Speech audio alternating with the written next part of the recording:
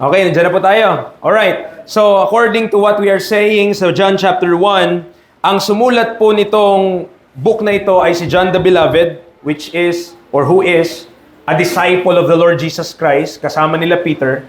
Pero yung sa verse number 6 na ating pinag-uusapan ngayon, that there was a man sent from God whose name was John, this is referring to John the Baptist. Hence, ang ating pong pag-aralan ngayon is the witness of John the Baptist. So ito'y tumutukoy kay Juan Bautista. Okay? So yun yung kanya. Pag tinagalog yun, di ba? Juan Bautista, that is John the Baptist in English. Now, in Luke chapter 7, kambyo ka ng konti dito kaliwa. Luke chapter 7, verse number 28. This is the words of the Lord Jesus Christ regarding John. So ito yung salita ni Kristo ukol sa kanya pong pinsan. Tama po ba? Hindi nagkamali. Pinsan ni Jesucristo sa laman, si John the Baptist. And this is the words of the Lord Jesus Christ to that man, John the Baptist. Sabi niya in verse number 28, "For I say unto you, among those that are born of women, there is not a greater prophet than John the Baptist. But he that is least in the kingdom of God is greater than he." Mga kapatid, hindi yan opinion ng tao. That is not the opinion of any other man. That is the words of the Lord Jesus Christ. At ang sinabi niya, walang mas nakahigit sa propeta na to, okay, sa prophet na to, which is John, pero sa kanya that is least in the kingdom of God, okay, ay greater than John. But, ang point doon mga kapatid, nire-recognize ni Kristo kung gaano din ka-great si John the Baptist. Kaya pag-uusapan natin, sino ba yan si John the Baptist na yan? Bakit gano'n na lang din i-held or i-hold in respect ni Kristo Jesus, ito pong tao na ito, kanya pong pinsan sa laman na si John the Baptist. Now, maraming mga katuruan about John the Baptist na mali. Okay? Kahit pa mga tinuturo ito ng mga kasamahan nating Baptist din. No? Ang tawag natin sa ating sarili, Baptist tayo. Okay? At may distinctives tayo bilang Baptist. Mga kaibigan, mga kapatid, that's why we are not dropping that name. However, okay, may mga nagtuturo na si John the Baptist daw yung nag-start ng Baptist Church. Okay? Kaya lang, kapag pinag-aralan mo yung Bible, wala namang pruweba yun na siya nag-start ng Baptist Church. He is not the forerunner of the Baptist Church. He is the forerunner of the Messiah. Siya yung taga-prepare ng way para kay Jesus Christ, hindi para itayo yung Baptist Church, mga kapatid. Now, kapag natutunan natin yung proper role and placement in the Scripture, kung sino ba si John, sino ba si John the Baptist, makakatanggap po tayo ng benepisyo in understanding kung anong layunin ng Diyos, kung bakit siya tinawag ng Diyos, bakit siya sinugo ng Diyos, and why He is the witness for that life na tinasabi ng ating talata sa John chapter 1. So makikita natin sa study na to, 4 points. 4 points. Mahina ako sa P saka sa F. You know, minsan I say phi and I say F. So, P is P and F is F. But meron tayong 4 points this morning and we will look at the identity, his identity, pagkakakilanlan ni Juan. Pangalawa, yung importansya ni John the Baptist, his importance. Pangatlo, his instrumentality, kung paano siya ginamit ng Panginoon. And lastly, his illuminating Lord, kung sino yung pinaglilingkuran ni John. And that is our Lord Jesus Christ. So without further ado, let's go on to the first point natin, mga kapatid, his identity.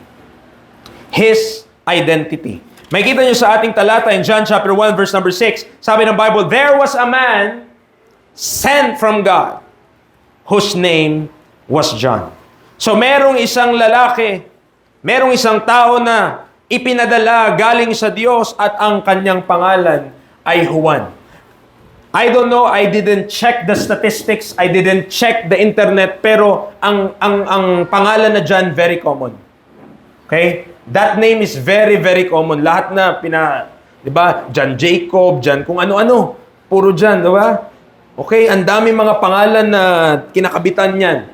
Okay, very popular din yung usage ng word na yan or yung pangalan po na yan. So, John the Baptist's birth ay maihahalin tulad natin kung paano rin pinanganak ang Panginoong Hesukristo.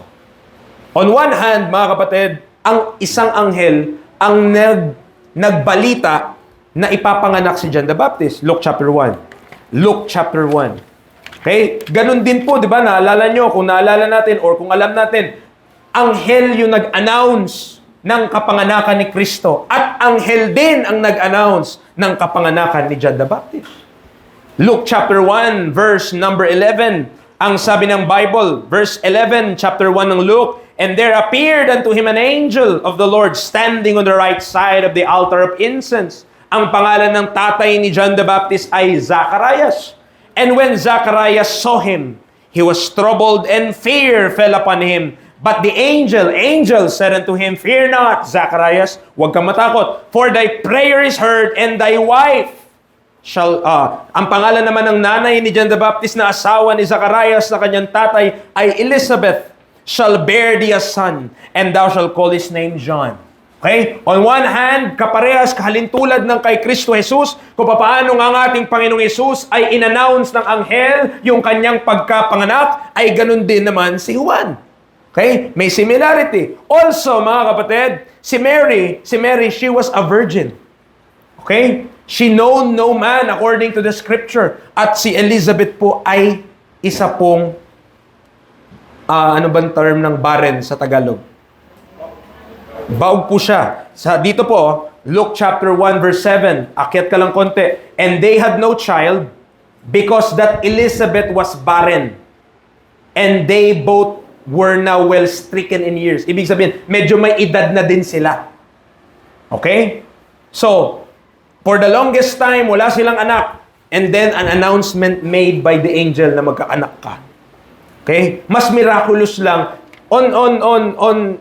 Kapag kinumpare mo side by side, yes, masabi natin mas miraculous yung kay Mary.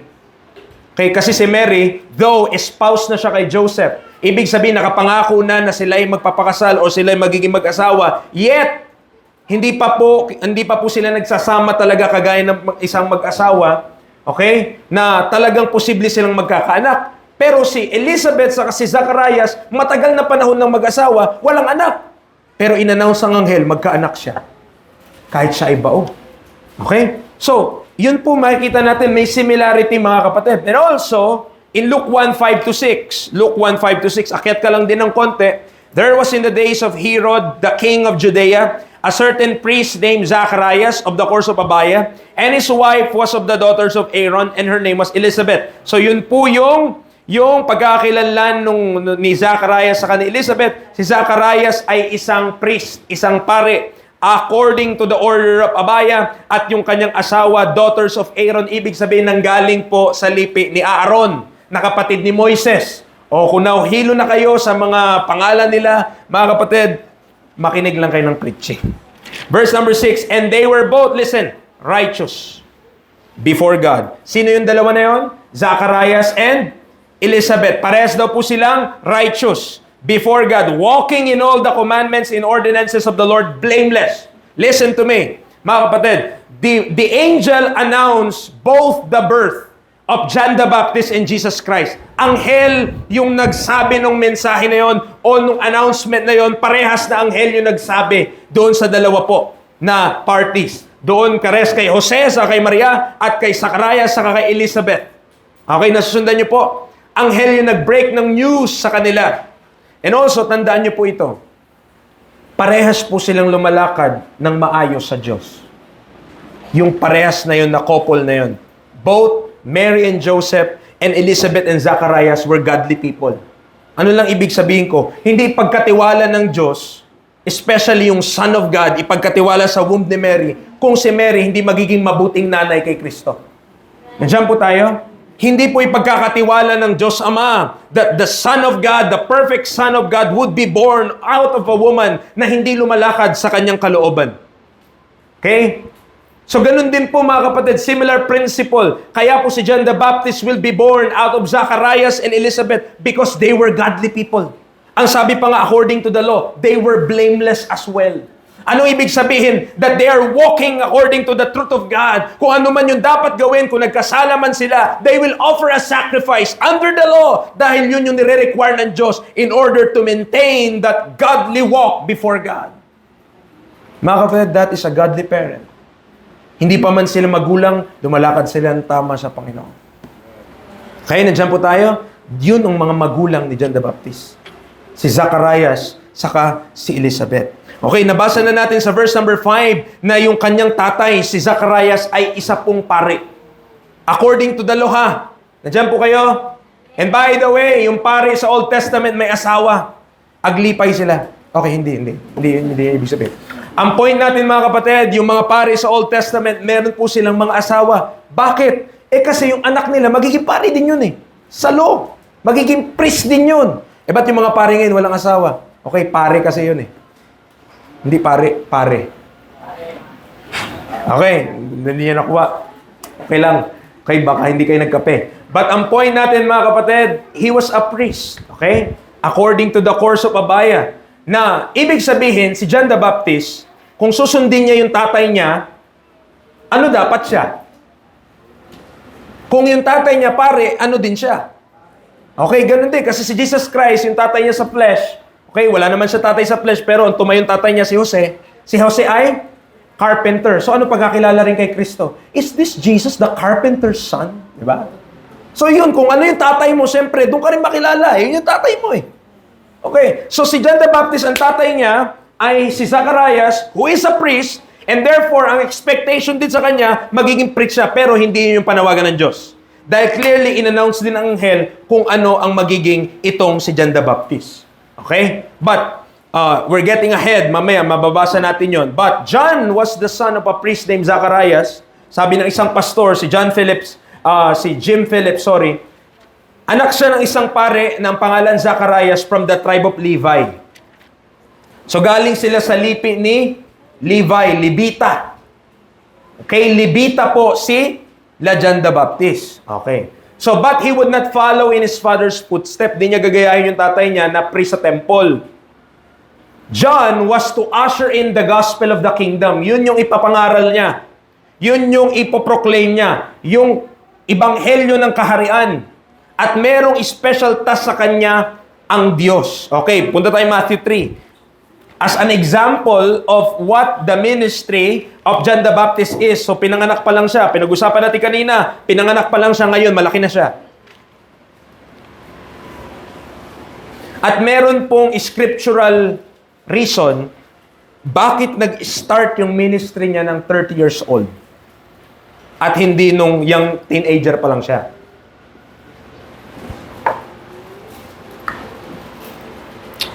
Now, in Matthew chapter 3 verses 1 to 6, may kita niyo yung ministry ni John the Baptist. In those days came John the Baptist preaching in the wilderness of Judea and saying, ito po yung preaching niya, ito yung laman ng mensahe niya. Repent ye, for the kingdom of heaven is at hand. For this is he that was spoken of by the prophet Isaiah, saying, the voice of one crying in the wilderness, prepare ye the way of the Lord, make his path straight. And the same John had his raiment of camel's hair. So alam niyo po kung ano yung damit niya? Yung damit niya daw ay gawa sa buhok or balahibo ng kamelyo. Okay? Leather, no? Leather. And a leathern girdle about his loins. And his meat, anong kinakain niya? Locust and wild honey. Nakatira yata sa Thailand to si John the Baptist. Di po. Ang kinakain niya daw ay balang, tipaklong, locust, and wild honey. Sarap nun, no? Sipin mo yung ang dami pang mga, ano bang bees sa Tagalog? Bubuyog, no? Bubuyog dyan. Batuhin niya, tapos pag umalis na yung mga bubuyog, wild honey. Nakatikim na po kayo nun, yung mismo talagang pulupukyutan. Okay? Mahal pa naman yan, no? Kaya nga yung mga honey dyan sa kahit mga aita na nagbibenta sa atin, may halo na eh. May halo na rin kasi mahirap din taga kumuha niyan dahil nga masakit yung sting nung bubuyog. Pero yun daw yung kanyang pagkain, mga kapatid. Locust and wild honey. Diba? So, verse number 5, then went out to him Jerusalem and all Judea and all the region round about Jordan, and were baptized of him in Jordan, confessing their sin. Nabasa na natin kanina sa Luke 7:28. Ang tawag sa kanya ni Jesus Christ, siya ay isang prophet. Okay? Siya ay isang prophet. And by the way, okay, pakinggan niyo po ito, si John the Baptist ay prophet ng Old Testament. Bakit siya prophet ng Old Testament? Ang New Testament hindi mag-start hanggat di na mamatay yung testator. At kailan lang ba namatay yung testator? Doon sa krus. Si Kristo, doon namatay. So, kailan lang nag-start dapat ang New Testament? Di after the cross. Hindi before the cross. So, John the Baptist is a prophet before the cross, under the law, in the Old Testament. Okay? Siya ay huling propeta ng lumang tipan. Okay? If we will study about him. Now, in Luke 1, balik ulit tayo doon sa binabasa natin kanina. Dito pa lang, diniscuss na ng anghel kung ano yung magiging ministry ni John the Baptist. In Luke chapter 1, verses 14 to 17, pag pinagbinasa natin ito, may kita natin ano ba yung panawagan ng Diyos. Simula pa lang sa sinapupunan ng tiyan ng kanyang nanay, ay sinabi na po, mga kapatid, kung ano ang magiging buhay at ministeryo ng tao na ito na pangalan John the Baptist. In Luke chapter 1, verses 14 to 17, we read, "And thou shalt have joy and gladness, and many shall rejoice at his birth." Okay, di ba? Kahit naman tayo, kapag may pinanganak sa sanggol, masaya. Kaya sino ba sa atin yung pinanganak sa sanggol, nalungkot? Kasi nakita yung mukha eh. Ay, naku po. Kanino kang kamukha? Verse number 15, "For he shall be great in the sight of the Lord, and shall drink neither wine nor strong drink." So siya po ay, sinabi na simula pa lang yan, ipapanganak, bata pa lang yan. Hindi siya iinom ng wine, nor strong drink. "And he shall be filled with the Holy Ghost, even from his mother's womb." Pupuspusin na siya ng banal na Espiritu ng Diyos, simula pa lang sa tiyan. Verse number 16, "And many of the children of Israel shall he turn to the Lord their God." At marami daw siya na yung mga anak, mga children of Israel, itutungo niya papunta sa Panginoon. Verse number 17, "And he shall go before him in the spirit and power of Elias." Now, sa New Testament, pag nabasa niyo yung word na Elias, yan ay tumutukoy kay Elijah. Okay? Elias is the New Testament name, pero that is Elijah. Siya daw po ay darating sa espiritu at sa kapangyarihan ni Elias to turn the hearts of the fathers to the children and the disobedient to the wisdom of the just, to make ready a people prepared for the Lord.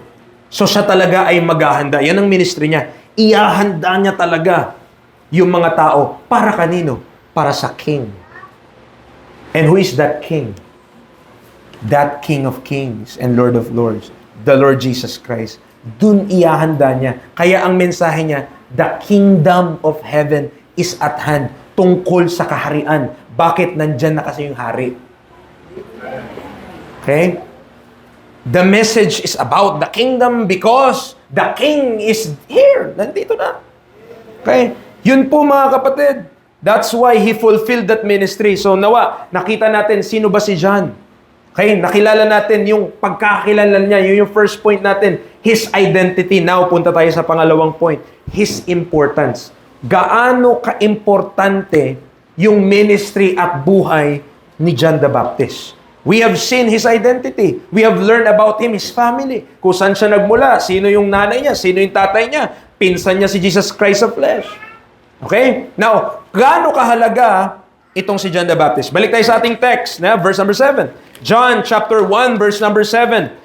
Sa verse number 6, nakita natin that there was a man sent from God whose name was John. Now, verse 7. The same came for a witness, to bear witness of the light. Nakita nyo yung light? Nagpalit ng capitalization, di ba? Kanina, dun sa mga ibang talata, yung light, small letter. Pero dito, big letter L na siya. So, kinapitalize, this is now a title, this is now referring to a person. At sino kaya yung liwanag na ito? Hindi Meralco, hindi Sameco, hindi OIDC. Sino yung liwanag na to? That is Jesus Christ. At ang ministry ni John, dumating siya to become a witness, to bear witness, para mag-bear ng witness ng patotoo. Kanino? Doon sa liwanag, that all men through him might believe. Okay? Na sa pamamagitan ng witness, na sa pamamagitan ng buhay ni John the Baptist, maniniwala sila. Kanino? Hindi lang kay John, kundi doon sa pinapatotohanan ni John. At yung pinatotohanan ni John ay yung liwanag na walang iba kundi si Kristo Jesus. Amen. So yun yung importansya ni John, mga kapatid. His importance was to bear witness of that light. Para magbigay patotoo doon sa liwanag. Okay, Malakay chapter 3. Malakay chapter 3. Okay? About prophecy. Now, dito makikita nyo yung calling ni John the Baptist. Preacher, paano nangyari yun? Di pa buhay si John the Baptist. Propeta siya, tama. And bilang prophet also, pinrapisay din siya bago pa siya dumating.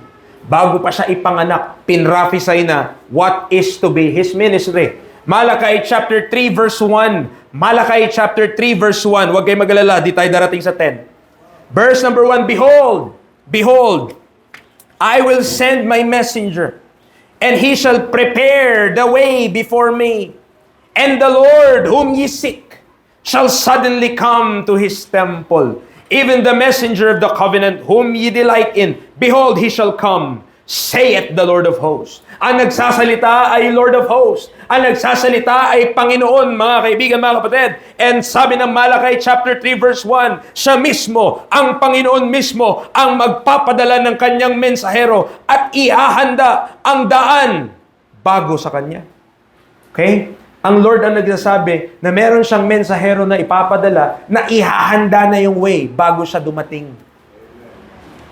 Okay? The same came for a witness, to bear witness of the light. Isa pa, Isaiah chapter 40.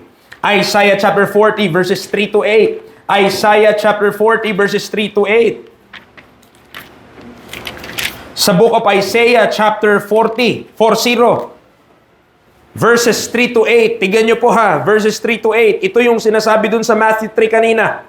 The voice of him that crieth in the wilderness, prepare ye the way of the Lord, make straight in the desert a highway for our God. Every valley shall be exalted, and every mountain and hill shall be made low, and the crooked shall be made straight, and the rough places plain. And the glory of the Lord shall be revealed, and all flesh shall see it together, for the mouth of the Lord hath spoken it. The voice said, Cry, and he said, What shall I cry? All flesh is grass, and all the goodliness thereof is as the flower of the field. The grass withereth, the flower fadeth, because the Spirit of the Lord bloweth upon it. Surely the people is grass. The grass withereth, the flower fadeth, but the word of our Lord or our God shall stand forever. Si John the Baptist yung tinutukoy ng verse number 3, that there is a voice that is crying in the wilderness. Si John the Baptist yun. Okay? Si John the Baptist yung umiiyak, si John the Baptist yung nagpipreach, si John the Baptist yung sumisigaw. Prepare ye the way of the Lord, make straight in the desert a highway for our God. The Old Testament bear witness na merong ipapadala, may isusugo ang Diyos na magiging tagapaghanda ng daan patungo sa Messiah, patungo sa Panginoon. And that's no other than John the Baptist himself. Siya po yung magpe-prepare ng way. Okay? Ngayon, paano ginawa ni John the Baptist? Just remember, bago sinimulan ni Jesus Christ yung kanyang ministry sa lupa, age 30. Bago yun, ano munang dapat mangyari? Magmi-meet up muna sila ni John the Baptist. And in Matthew chapter 3, tignan nyo po nung nag-meet sila, Matthew chapter 3 verse 13. Matthew chapter 3 verse number 13. Dito po magmi-meet si Jesus Christ and si John the Baptist. Then cometh Jesus, chapter 3 verse 13 ng book of Matthew. From Galilee, galing si Jesus mula sa Galilee. Okay? Bisaya kasi ba? Galilee. To Jordan and to John, to be baptized of him. So pumunta si Jesus Christ mula sa Galilee, papuntang Jordan, para i-meet si John. Bakit daw? Para magpabautismo si Kristo. Para magpabautismo si Kristo sa kanya. Verse number 14. But John forbade him, pinagbawalan ni Juan. Si John the Baptist, pinagbawalan niya si Jesus. Sabi niya, I have need to be baptized of thee, and comest thou to me? Ako nga yung kailangan mong bautismuhan eh. Bakit ka lumalapit ngayon sa akin. Ang sabi ni Jesus Christ sa kanya, answering said unto him, suffer it to be so now. For thus it becometh us to fulfill all righteousness.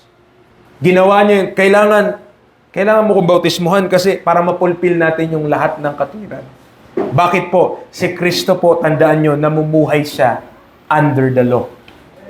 Jesus is under the law when He was born. At hindi binali ni Kristo yung law para maligtas tayo. He fulfilled the law in its fullness. Kung kailangan ng law gawin ng isang bagay, surely Jesus Christ will do that. Dahil hindi mo mapaparatangan si Kristo nung siya'y nabubuhay na binali niya ang batas ni Moises. Pero siya lamang po ang natatangi na nakatupad ng batas ni Moises nang hindi nagkakasala. Yes, amen. Why? Paano niya masabi na maligtas ka niya kung siya nga mismo hindi niya masunod yung sarili niyang pamantayan?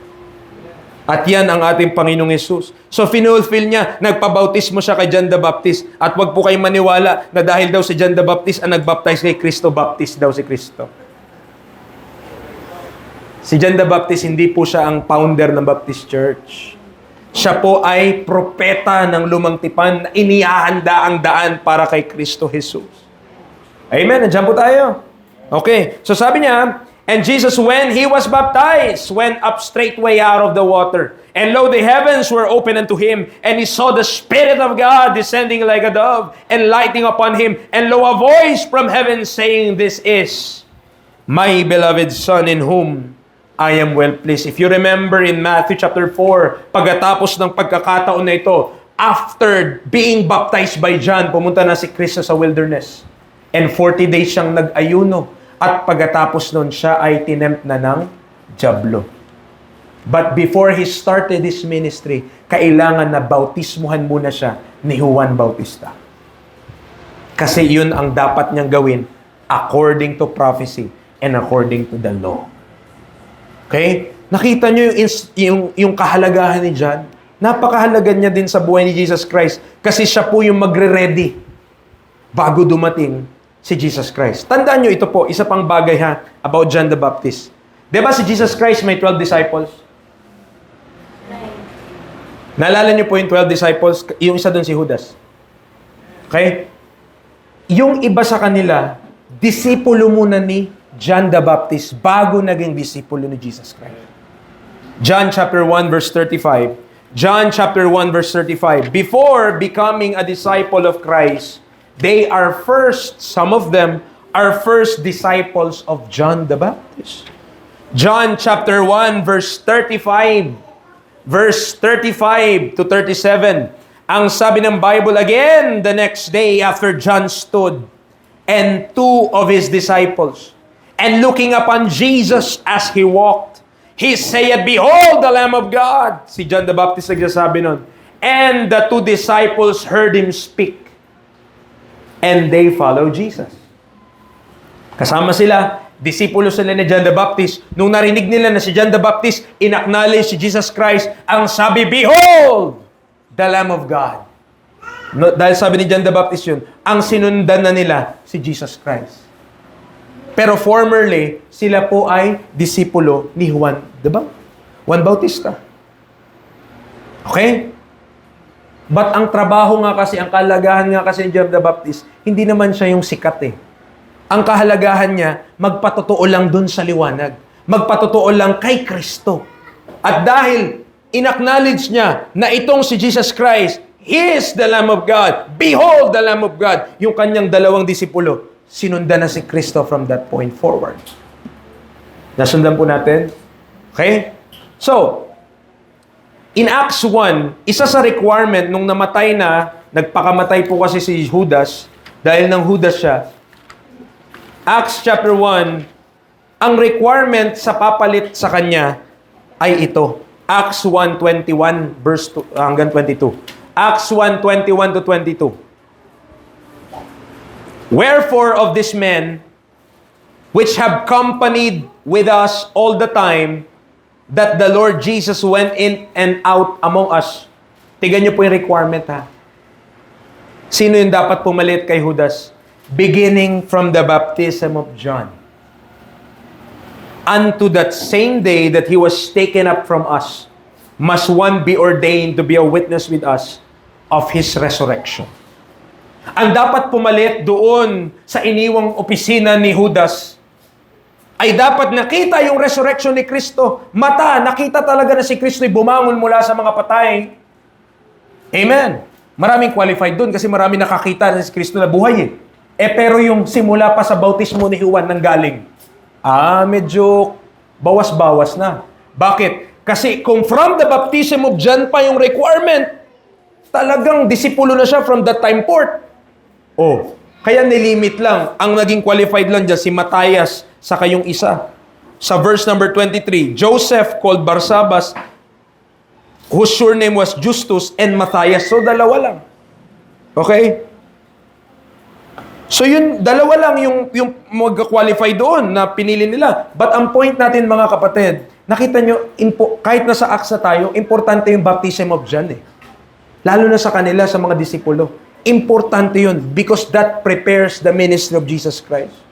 That prepares the nation as well to receive their King. Para tanggapin nila yung kanilang hari, none other than the Lord Jesus Christ. As the forerunner, ibig sabihin ko lang ng forerunner, siya yung mauuna. Bago dumating yung hari, siya yung nauna. Siya po yung naghahanda ng daan para sa kaharian for the kingdom of heaven. However, bago po ma-establish yung kingdom, kailangan po nating maintindihan, dapat darating muna si Elijah. Yun ang sinabi ng prophecy. Before the kingdom was to be established, kailangan dumating muna si Elijah. Ngayon, Matthew 11. Kung tinanggap lang ng bansa, kung tinanggap lang ng Israel si Kristo na kanilang hari, at si John the Baptist na maghahanda, na tinig sa wilderness, na maghahanda para doon sa king. Matthew chapter 11, tignan niyo pong sabi ng Bible, verse 11 to 15. Verily, verse 11, chapter 11 ng Matthew, 11:11. Verily, I say unto you, among them that are born of women, there hath not risen a greater than John the Baptist. Notwithstanding, he that is least in the kingdom of heaven is greater than he. And from the days of John the Baptist until now, the kingdom of heaven suffereth violence, and the violent take it by force. For all the prophets and the law prophesied until John. Nakita nyo kaya sinabi natin, siya yung huling propeta ng lumantipan. Verse 14, and if ye will receive it, this is Elias, which was for to come. He that hath ears to hear, let him hear. Kung tatanggapin daw po nila, ito na si Elias. So si John the Baptist, according to this sense, is Elijah. Okay? Nandiyan po tayo? Kung tinanggap lang nila yung witness ni John the Baptist sa ni Jesus Christ, tama lang. Kasi dumating na si Elijah through John the Baptist. Dumating na si Elias sa pagkatao ni Juan Bautista. Kaya hindi nila mababali yung prophecy. Na-remember nyo yung sinabi ng anghel kay Zacharias? He will come in the spirit and power of Elias. Sino yun? Si John the Baptist yun. Kapangyarihan at spirito ni Elijah. Kaya hindi mababali yung scripture. Talagang pinrepare ng Panginoon. Pero alam din ng Diyos, i-reject din talaga ng nation yung kanyang anak. Alam ng Diyos po yun. Pero pinapakita lamang po natin dito kung gaano kahalaga, kaimportante yung ministry ni John the Baptist. Tandaan niyo po, siya ay nagbabaptize. Si John the Baptist ay nagbabaptize doon sa Jordan. Diba? Pinapakonfess niya yung mga kasalanan ng mga tao. Dahil inihahanda niya na rin na maging kingdom of priest ang bansang Israel. Okay? He is preparing that kingdom or he is preparing that nation to become a kingdom of priest. Ang tagal na nun. Exodus 19:6, pinangako na ng Diyos yun. Sa book of Exodus pa lang, pangalawang book sa book ng Bible, Exodus chapter 19, verse number 6. Exodus chapter 19, verse number 6. May kita mo, the promise already is laid. What is to become of this tiny family or tiny nation na pagdating mo dito sa book of Exodus? Exodus chapter 19 verse 6. Ang pangako ng Diyos, sabi niya sa kanila, and he shall be unto me a kingdom of priests and an holy nation. These are the words which thou shalt speak unto the children of Israel. Preacher, ano pong ibig sabihin na sila ay magiging kaharian ng mga priest? Kaharian ng mga pare? Ano ba ang pare sa Old Testament? What is a priest to the Old Testament? Okay? Tandaan niyo po sa Old Testament, under the law, hindi pwede na ikaw yung mag-o-offer ng sacrifice mag-isa mo. Ipapadaan mo yan sa priest. Kung nagkasala ka, kausapin mo ang priest, iabot mo yung offering mo, sila yung magpe-prepare, sila yung magtatanggal ng blood, sila yung magsusunog. Okay? Trabaho ng priest yun. May mediator eh. Nakuha niyo po, sa Old Testament, kailangan ng priest. Now, kung yung buong bansa ay magiging priest, bakit? Ang tanong natin, bakit buong bansa kailangan maging priest? Kasi sa Millennial Kingdom, ang magmiministeryo ng mga kapatid, buong bansang Israel, at ang mga magsaserve na sa Panginoon, kailangan pumunta ng Jerusalem, buong mundo na. Gentiles. So, hindi naman sila pwedeng dumiretso agad sa king. Dadaan na sila ngayon sa bansang Israel.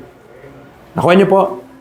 The whole world in the millennial kingdom which is to come, dadaan na ngayon sila sa kingdom of priests, the nation of Israel, at yung nation na ito, yung magsaserve sa lahat. Kasi ang dami na nun eh. Dami na ng tao nun, tama? O, buong mundo. Hindi naman kaya ng 50, 80, 10 na mga priest yun. O kahit sabi mo, 100 pa sila. Kaya mo ba yung buong mundo mapaglingkuran? Ang dami-dami nun? Hindi. Pero kung buong bansa ay magiging kingdom of priest, kaya na? Ang problema ito, Brad. Ang priest, may requirement. Ang requirement ng priest, ito po, huwag kayo ma-offenda. Ang requirement sa priest sa Old Testament, that gwapo. Walang blemish, kapatid. Matangkad. Matangos ang ilong. Hindi pwedeng pilay. Hindi pwedeng nakaganyan. Hindi pwede. Talagang makisig po ang requirement sa isang priest sa Old Testament. Oh, kaya naintindihan nyo na bakit nagpapagaling si Jesus Christ nung dumating siya. Kasi kung magiging kingdom of priest sila, hindi pwede na merong bulag, hindi pwede na may pipe, hindi pwede na may pilay, hindi pwede na may ganun. Kaya pinapagaling niya sila. Hindi pwede na magsuserve ka, kingdom of priest, tapos may mga jablo sila. Kaya anong ginawa ni Jesus Christ? Cast out devils. Bakit? They are preparing the nation to become a kingdom of priests. Inihahanda niya na yung bansa. Okay? Kaya lang problema mo sa bansang Israel, imbes na palayasin yung mga jablo, ang pinalayas nila si Kristo. Tama? Dapat ang papalayasin mga jablo eh. O ano sabi nila? Crucify Him! Oh, ang pinapako nila si Kristo. Ang problema ng bansang Israel, no? Oh. Now, para mas makilala pa natin si John the Baptist, yung importansya niya, mga kapatid, gusto ko lamang po sabihin sa inyo na si John the Baptist, ang preaching niya, ang preaching ni John the Baptist, sharp, matalas, unapologetic. Ibig sabihin, talagang matapang, confrontational, harapan, and direct. Straightforward. Okay? Bakit? O, tignan nyo. Example, Matthew 3. Preacher, paano ba magsalita si John the Baptist? Ganito siya magsalita, kapatid. Basahin natin para di tayo magkamali. Matthew chapter 3, verse 7 to 12. Matthew chapter 3, verse 7 to 12. Ganito yung preaching ni John the Baptist. I'll give you an example kung paano siya mag-preach. Okay? Matthew chapter 3, verse 7 to 12. Listen. Okay, John the Baptist speaking. Ina-address niya yung crowd, ina-address niya yung mga tao na dumadating sa kanya in his baptism sa Jordan. Verse 7, but when he saw, nung nakita niya, many of the Pharisees and Sadducees come to his baptism. So may Pariseo, may Sadduceo dumating sa kanyang baptism.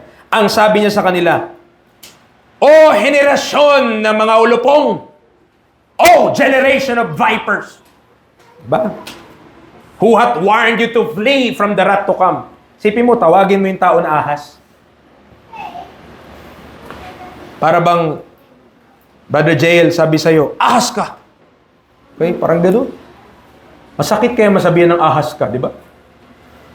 Okay, Pag ikaw nasabihan nun, iba sa atin, babawi eh. Kung ahas ako, ikaw yung pinaka! Di ba? Lahat na ng superlative degree na mga words, ibigay mo na. Pero ang punto natin, ganyan yung preaching niya. Confrontational niya. Sabi niya, mga vipers kayo. Verse number 8, bring forth therefore fruits meet for repentance. Verse number 9, huwag niyong isipin na tatay niyo si Abraham. Okay? And think not to say within yourself, we have Abraham to our father. Dahil sinasabi ko sa inyo na ang Diyos mismo, kaya niya na mula sa mga bato na ito, from these stones, to raise up children unto Abraham. Para lang sinasabi niya, huwag kayong magmalaki. Magmamalaki kayo dahil kayo ay nasalipin ni Abraham. Kahit mga bato, kaya ng Diyos magmula dyan eh. Okay? Kaya ng Diyos magbuhay mula dyan. And now also, the axe is laid unto the root of the trees. Therefore, every tree which bringeth not forth good fruit is hewn down and cast into the fire. I indeed baptize you with water unto repentance. But he that cometh after me is mightier than I, whose shoes I am not worthy to bear. He shall baptize you with the Holy Ghost and with fire, whose fan is in his hand, and he will truly purge his floor and gather his wheat into the garner, but he will burn up the chaff with unquenchable fire. Yung sinasabi niya, pag kayo hindi kayo nagsipagsisi, kayong mga Pariseo at Saduceo, apoy ang puntan nyo. Ba? Tayo naman mga street preacher, gusto nating gayahin si John the Baptist. Kapatid, di ka propeta. Minister ka ng reconciliation. Ambasador ka ni Kristo, hindi ka propeta ng lumantipan. Amen? Nag-preach tayo sa kanila. Reminder lang ha, sa mga street preacher, pag nag-preach tayo, hindi mo i-preach sa kanila condemnation. Bakit? Papunta na nga sila na impyerno eh. Anong kailangan mo sa kanila? Yung hope. Anong kailangan mo sa kanila? Yung peace. Anong kailangan mo sabihin sa kanila? Yung pag-asa na meron kay Kristo Jesus, that yes, God will judge the world. Yes, mapupunta ang sanlibutan sa impyerno. Pero ang Diyos gumawa ng paraan sa pagkatao ni Kristo Jesus. Pinadala niya yung kanyang anak dito sa sanlibutan para magligtas ng kaluluwa. Amen. Ang point ko lang, kung bakit natin binasa to, para makilala nyo kung gaano katapang si John the Baptist. Wala talagang inuurungan. Kahit hari, ito nga ang dahilan ko bakit pinugutan sa ulo eh. Matthew chapter 14. Mga kapatid, nakakalungkot lang. Pero ang buhay ni John the Baptist nagtapos na siya po ay pinugutan ng ulo. Bakit? Matthew chapter 14. Bakit muna siya nakulong? Matthew chapter 14 verse 3 to 4. Matthew 14 verse 3. For Herod had laid hold on John and bound him and put him in prison for Herodias' sake, his brother Philip's wife. Okay? Si Herodias, asawa ni Philip, na kapatid ni Herod. Pero si Herod, inasawa din si Herodias. So ano nangyari? Verse number 4. For John said unto him, it is not lawful for thee to have her. Harap-harapan sa hari, ang sabi ni Juan, hindi tama yung relasyon nyo. What happened? Kulong. Okay? Kulong si John. Kaya sa verse number 3, Herod had laid hold on John and bound him and put him in prison. So pinunta po siya sa kulungan, mga kapatid. Okay? Dahil nagsasabi lang siya ng totoo. Tandaan po natin, mga kapatid, pagdating sa Diyos, pagdating sa salita ng Diyos, the Word of God will not shy away according to the truth. Kung anong katotohanan, sasabihin yun sa atin ng Panginoon. Pero hindi para i-down tayo. Bagkus ay para sabihin sa atin, ito yung tama. Ito yung paraan ng Diyos. Ito yung dapat nating sundin. At yun yung naging resulta. Ang tapang ni John eh. Pupunta siya sa kulungan. Now, he bear witness of the light. Siya ay representante ng liwanag para magpatotoo para sa liwanag. Hindi sa kanyang sarili, kundi doon sa kanyang pinapatutuhunan kay Kristo. At sabi ng isang preacher, doon sa commentary, si A.W. Pink, na-quote ko na siya last time. Kinuha ko lang to kasi maganda yung sinabi niya. Sabi niya, this should ever be the aim of the preacher. Ito daw dapat yung magiging layunin ng isang mangangaral. To get his hearers to look away from himself to another. Na dapat ang tinutungo nung isang preacher, hindi sa kanyang sarili. Yung direksyon ng kanyang preaching, hindi kanyang sarili, kundi sa iba. He is not to testify of himself, hindi yung kanyang sarili, kundi tungkol o ipangaral niya si Kristo. This is the message the Spirit of God will own. For Christ has said of Him, He shall glorify me. Mga kapatid, our preaching, remember, okay, sa mga preacher natin dito sa church, reminder, don't preach yourself. Preach Christ. Kagaya ni John the Baptist, hindi niya naman inaplip yung sarili niya. Tinuturo niya lang yung truth. He just preaching Christ.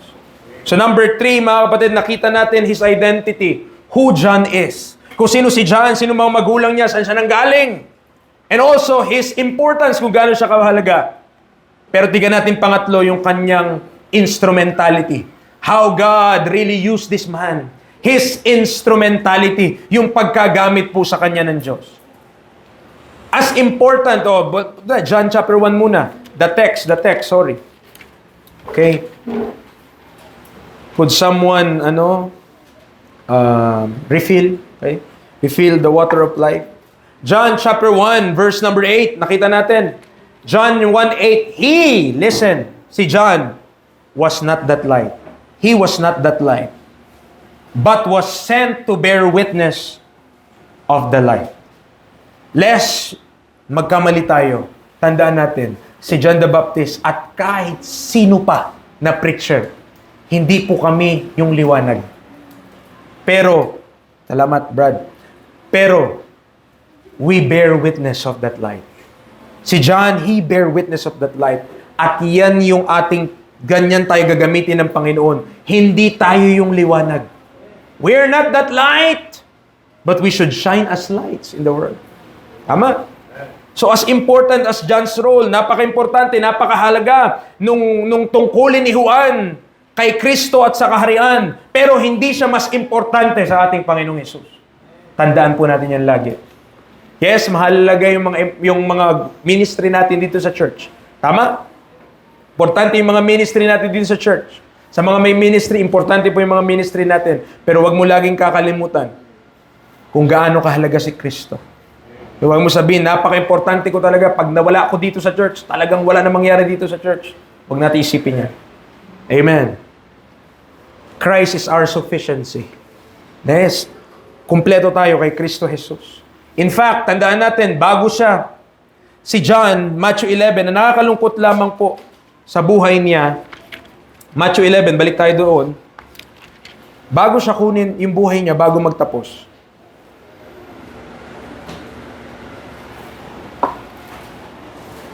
may doubts din siya. Okay, kagaya natin. Bago magtapos yung buhay ni John the Baptist, may doubts din siya kay Jesus Christ. Kita mo kung paano niya inintroduce si Kristo, pero kasi nasa kulungan siya eh. At parang hindi na mangyayari yung kingdom during that time. So, Matthew 11, verse 1 to 6. And it came to pass when Jesus had made an end of commanding his disciples, or his 12 disciples, he departed thence to teach and to preach in their cities. Now when John had heard in the prison the works of Christ, nasa kulungan na si Juan, pinadala niya yung dalawa niyang disipulo, and said unto him, tinanong nila si Kristo, Art thou he that should come? Ikaw na ba yung dapat dumating? Or do we look for another? Or kailangan pa naming humanap ng iba? Kita niyo yung tanong ni John? Ang tanong niya, nagdududa na siya, si Kristo ba talaga yung dapat dumating? Verse number 4. Jesus answered and said unto them, Go and shew John again those things which you do hear and see. Pakita nyo ulit sa kanya yung mga bagay na narinig nyo at nakita nyo. The blind receive their sight. The lame walk. The lepers are cleansed. And the deaf hear. The dead are raised up. And the poor have the gospel preached to them. And blessed is he whosoever shall not be offended in me. There was a time sa buhay ni John the Baptist nung habang siya nasa kulungan na nagtataka na siya, nagtatanong na siya, siya ba talaga? Siya ba talaga? Mga kapatid, minsan tayo rin po bilang mga tao, pag puno tayo ng problema, marami tayong pinagdaraanan. Minsan nagtatanong ka na lang din, di ba? Sa Diyos. Panginoon, totoo ba yung mga pangako mo? Lord, totoo ba talaga? O baka naman hindi? Okay? Pero inassure siya ni Jesus Christ. Nung siya nasa kulungan, sabi ni Jesus Christ, pakita mo kay John ulit yung mga bagay na narinig nyo at nakita nyo. Mga kapatid, pag tayo nagdududa na sa Panginoon, always remember kung anong ginawa na sa'yo ng Diyos dati. Maglista ka. Count your blessings. Bago ka magreklamo sa Diyos, sabihin magreklamo, yung mukha natin, magbusangot na tayo, talagang galit na tayo minsan sa Diyos pa tayo galit, or pag gagawin na natin yan, balikan mo yung notes mo. Ano ba yung mga binaginawa na ng Diyos sa buhay natin? Papaano naging mabuti ang Diyos sa atin? And most of the time, kapatid, sa mga ating pagdududa sa Diyos, ang may pagkakamali lagi, hindi ang Diyos, tayo. It's always us that have faults. Because God, ang Diyos, never siya nagkamali. Amen. Never siya nagkamali. At hindi yan para i-down tayo. Ano ba yan? Diyos, di nagkakamali. Hindi po. Hindi yan para i-down tayo, but to assure us na kapag may sinabi ang Diyos, we should trust Him. Bakit? Alam niya na kasi yung mangyari. Magtiwala lang tayo sa Kanya. Amen. Mga kapatid, kapag yung bigasan natin sumasayad na, hindi yun para hindi na tayo mag-church. Ay, ang bigas namin, ganito na lang. Kailangan, wag na tayo mag-church kasi pag nag-church tayo, mas lalo yung maubos. Ay, mas lalo pa dapat tayo lumapit sa Diyos. Mas lalo pa dapat tayo magtiwala sa Panginoon. Bakit po? Kasi siya nagbibigay ng lakas mo eh. Siya nagbibigay ng lakas ko eh. Siya nagbibigay ng hininga ko eh. Siya nagbibigay ng hininga mo. Kahit gaano yung kabango. Siya yan. Amen. Ang Panginoon nagpo-provide ng ating pangailangan. Minsan, we forget about Him. Amen. Kagaya ni John, we forget about Christ. But let us remember what God did for us. Alalahanin natin. Remind mo ulit sarili mo. Remind ko ulit ang, Lord, sorry, may amnesia. Lord, sorry, may Alzheimer's na kasi ako. Naalala ko lang lagi yung problema. Hindi ko naalala yung ginawa mo para sa amin. Amen. Praise God. So John the Baptist, remember, hindi po siya yung liwanag, but just a witness to that light. At dahil nabuhay siya according to the will of God and according to the purposes of God, nakilala natin siya at mababasa mo yung mga ginawa niya dito. Paano kung nagsarili siya? Paano kung inangkin niya yon? Mabasa mo pa ba siya dyan? Hindi, mabasa mo siguro yung judgment ng Diyos sa kanya. Pero dahil sumunod naman siya sa Panginoon, mabasa mo yung ginawa niya. Mga kapatid, wag natin angkinin yung sa Diyos. Ang glory sa Panginoon yun. Wag ka na magpartake doon. Wag na tayo magpasikat-sikat. Wag na natin wag na. Okay? Pag umawit tayo, glory to God dapat, not glory to me. Or glory to self. Always bring the glory of God. Mga kapatid, si John, instrumento lang siya ng layunin ng Diyos. Natutunan natin siya, yung pananampalataya niya, yung katapangan niya, yung kanyang mga katuruan, mababasa natin dahil namuhay siya according to the will of God. At pero kapag hindi ka namuhay according to the will of God, kahit gaano pa sila kagaling, makita mo sa Old Testament kung paano ding ang Diyos nag-judge sa tao. Huwag natin i-ascribe ang glory sa tao na dapat lamang sa Diyos. Amen. Pero huwag natin kalimutan, pwede naman tayo mag-praise sa Panginoon eh. Pwede naman tayo magpuri sa Panginoon sa pamamagitan din ng mga tao. Diba? We could praise God, we could give glory to God. Halimbawa, may nagpaawit. Halimbawa, si Brother Kaiser, o kaya si Kurt, o kung sino man. Nagpaawit sila dito, na-bless ka, di ba? You could praise the Lord. Sabihin mo, salamat sa Panginoon sa buhay ng kapatid na ito, na-bless ako sa inawit niya. Amen. Hindi mo pinupuri yung tao lang, no. But you are praising God through those persons. Huwag lang lalaki yung ulo. Okay? Nasabihin, kung wala talagang kanta ko, hindi na-bless yung mga tao. Kung wala talaga ako dito, wala talagang ma-bless. Bilib na bilib talaga ako sa sarili ko. Di ba? Huwag ganyan. Hindi po yan ang kalooban ng Panginoon. Tandaan natin lagi yung sinabi ni Paul sa 1 Corinthians 15:10. Yet not I, but the grace of God which was in me. Hindi ako. Okay? Tandaan natin yun. Yet not I. Alam nyo yung isa sa mga principle ni John, prinsipyo ni John sa buhay? Nasa John 3. Tignan nyo. John chapter 3, verse 30.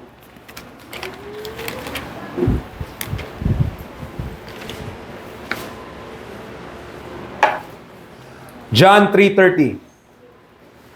He must increase, but I must decrease. Diba?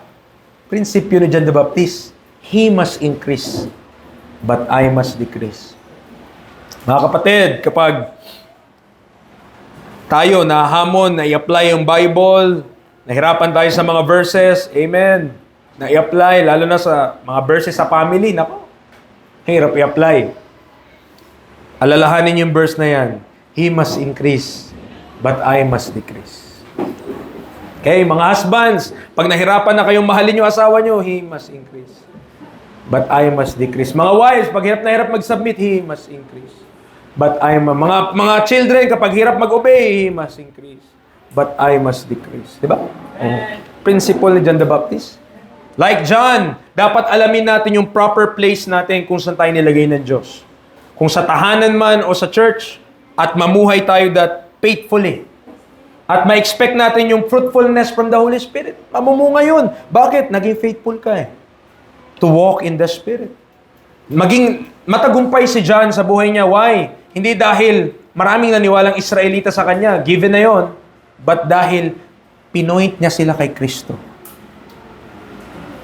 Paano kung inangkin niya yun? Paano yung mga disipulo niya lang, hindi dapat, ay, disipulo ko yan, magkuha ka ng disipulo mo, Jesus. Magkuha ka sarili mo, disipulo ko yung mga yan eh. Pero, pinigilan niya ba nung sumama yung mga disipulo niyo kay Kristo? Hindi. Bakit? Tagapaghanda nga siya eh. He is just the preparer of the way. He is not the way, the truth, and the life. Amen? Sino yung truth and the life? Sino yung way? That's Jesus Christ. So mga kapatid, maging katulad tayo ni John. Hindi sa doktrina ha.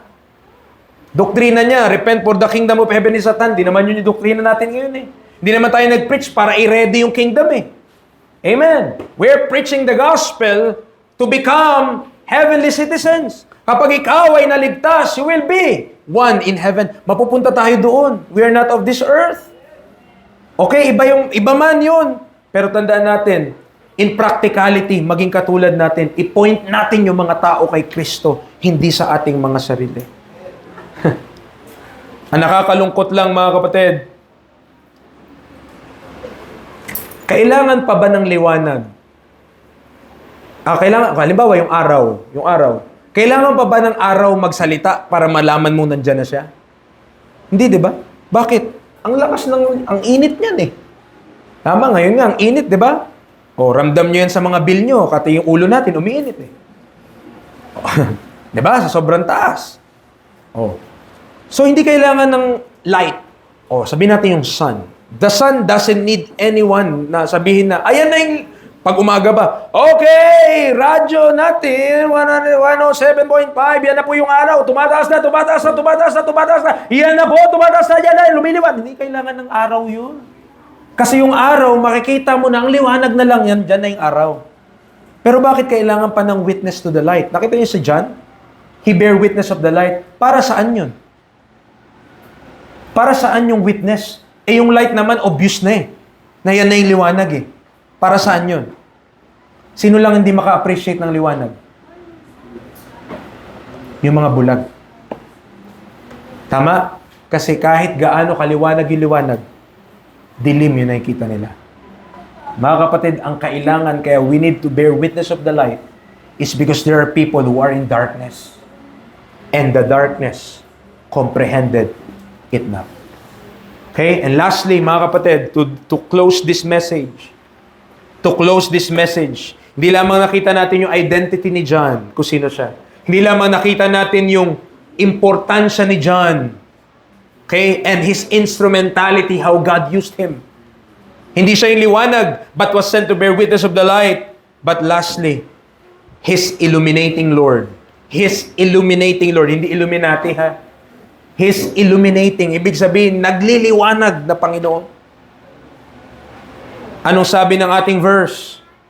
That was, verse 9, the true light, which lighteth every man that cometh into the world. Remember this, hindi tayo yung liwanag. Representative lang tayo ng liwanag na yon. Nagpapatotoo lang tayo sa liwanag na yon. Napakaliwanag kung sino yung liwanag. Okay? It is very clear who that light is. That is the Lord Jesus Christ. Ito yung liwanag na si Juan ay dapat magpatotoo tungkol.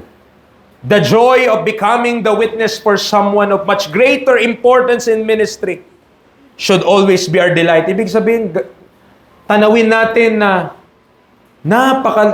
napakaganda at blessing na maging patotoo tayo sa ating Panginoon. Okay? In reference to that true light, kasi sabi ng verse number 9, that was the true light. Okay, yun yung description, no? That was the true light. Yun yung description ng liwanag. True. Totoo. Okay, may sumulat doon din sa commentary ni A.W. Pink, si Bishop Ryle. May 4 daw na reference, 4-fold reference. Sabi niya, kinuha ko lang kasi ang ganda na makita natin. May 4 daw na reference yung liwanag na to. What is this true light mean? Ano ibig sabihin ng 4 na yung true light na ito? 4 na way daw. Una, as the true light. Si Kristo daw yung undeceiving light. Bakit? Kasi si Satanas mismo nag-transform into an angel of light. But as the true light, si Kristo hindi siya nandi-deceive. Kasi siya mismo yung tunay na liwanag. Amen. As the true light, Christ is the undeceiving, hindi nagdi-deceive na liwanag. Pangalawa, He is the real light. Okay? Real light. Ano naman ibig sabihin nun? Kasi sa Old Testament, may mga types and shadows na eh. Yung mga sacrifices, yung mga hayop na pinapatay, inaalay, kanino ba yung nagpo-point? Kay Jesus Christ. So those ay representative lang din nung tunay na liwanag na si Kristo Jesus yung magpapakita talaga. So He is, pangalawa, the real light. Pangatlo, He is the underived light. Underived. Okay? Pag sinabi natin kasing derived, ng galing eh. May pinanggalingan. Derived from. So underived. Ibig sabihin na underived. Kita mo yung moon, pag pinag-aralan natin sa science, di ba may ilaw din yung moon? Pero saan galing? Nire-reflect lang niya eh. Tama? Si Kristo, hindi naman reflection lang eh. Siya mismo yung liwanag. He is not just a reflection of the light. He is the real light. He is the underived light. And lastly, He is the super-eminent light. Super-eminent light. Ibig sabihin, in all respect and in all comparison, lahat ng mga ordinary and common, siya yung pinaka-liwanag na eminent, na sikat na tanyag. Mga kapatid, ang liwanag ng ating Panginoong Jesucristo, wala pong makakatalo doon. Wala pong mas makananaig doon. At kaibigan, kung wala ka pa kay Kristo Jesus, kung di mo pa kilala ang ating Panginoong Jesucristo, siya lang naman ang liwanag na makapag-aalis at makapupuksa sa kadiliman kung nasaan ka, kung nasaan ako. Salamat at yung liwanag niya umabot sa madilim kong puso. Na nung ako'y makasalanan pa, si Kristo'y namatay na para sa akin. Amen. Salamat. Hindi ako kinalimutan ng Diyos, hindi ako pinabayaan ng Diyos. Nung ako'y naghanap ng liwanag, siya ang liwanag. Siya ang liwanag. Like John, we have the privilege to bear witness of this true light. Meron tayong pribileyo. And while we bear witness of His glorious light, we are changed into the same image from glory to glory. I'll not discuss this for the sake of time, but in 2 Corinthians 3:18, ang sabi niya lang, but we all with open face, beholding as in a glass, the glory of the Lord, are changed into the same image from glory to glory, even as by the Spirit of the Lord. Huwag nating kalimutan kung sino yung liwanag. May we decrease and decrease as our Lord is made preeminent in our lives. May Christ's shining light quenches the darkness that is in any man's heart. Kaibigan, kung di mo pa alam, ang buhay natin, kung wala ka kay Kristo Jesus, kadiliman lang. Bakit? Kahit gaano kasaya yung buhay, di ba? Marami naman joys of life, thrills of life eh. Nag-enjoy ka rin, masaya ka din sa buhay. Pero kung wala ka kay Kristo, saan papunta lahat yan? Where will all that go after we die? Kung tayo bawian ng buhay without Christ, Lahat ng mga pinagpaguran natin sa mundo na ito, lahat ng mga pinagsikapan natin sa mundong ito, lahat yan wala. Kunin lang ni BIR yan kasi di ka nakapagbayad ng tax. Forfeit lang ng gobyerno yan. Why? Kasi di natin na-prepare yung estate natin. Yun ay sa practical side. Pero on our soul, saan mapunta? Kung ang tao hindi sumampalataya kay Kristo, walang ibang puntahan yan, kundi ang madilim at mainit na impyerno. Dinidiscuss ng Biblia. Nandito po kami hindi para sabihin sa'yo na punta ka na impyerno. Though totoo yun. Nandito kami para magbigay patotoo sa Kanya na magliligtas sa'yo mula doon. And that is the true light, the Lord Jesus Christ. Kaya kung hindi ka paligtas, huwag ka magpakampante. Maraming malakas na hindi na malakas bukas. Maraming mga sinabi natin, ang lakas pa niya. Grabe, hindi ko ini-expect. Nagkakapilang kami last time, ngayon siya nang pinagkapihan. Maraming kwentong ganun eh. Pero, sa personal kaya natin, na-check kaya talaga natin yung sarili natin kung tayo, alam na natin kung saan tayo mapunta. Kaibigan, wala kami ibang pinrich dito. Hindi relihiyon, di simbahan. Si Kristo lang. Kasi siya lang ang makapagpaalis sa tao sa kapahamakan. Dahil binayaran niya na yung ating mga kasalanan. It is only through Christ na meron tayong salvation. Amen? Tayo po'y manalangin. Lord, salamat po sa umaga na ito. Thank you.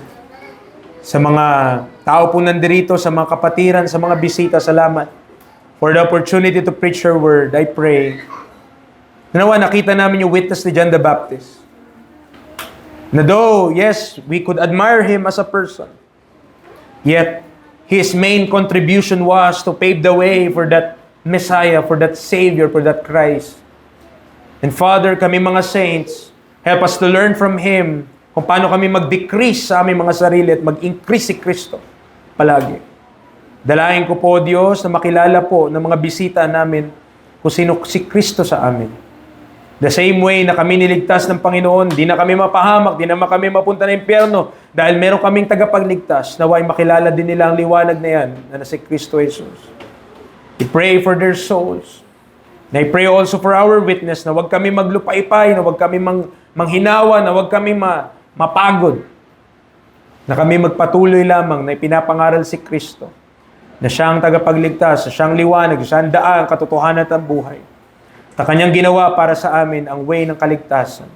Kung sumampalataya lang ang tao sa ginawa ni Kristo, hindi kami mapahamak, bagkus ay magkamit ng buhay na walang hanggan. Maraming salamat po ngayong umaga. Kayo po patuloy mag-bless for the remaining of this day. May you be glorified sa ginawa po namin ngayon. In Christ we pray. Amen. Let's call on our moderator.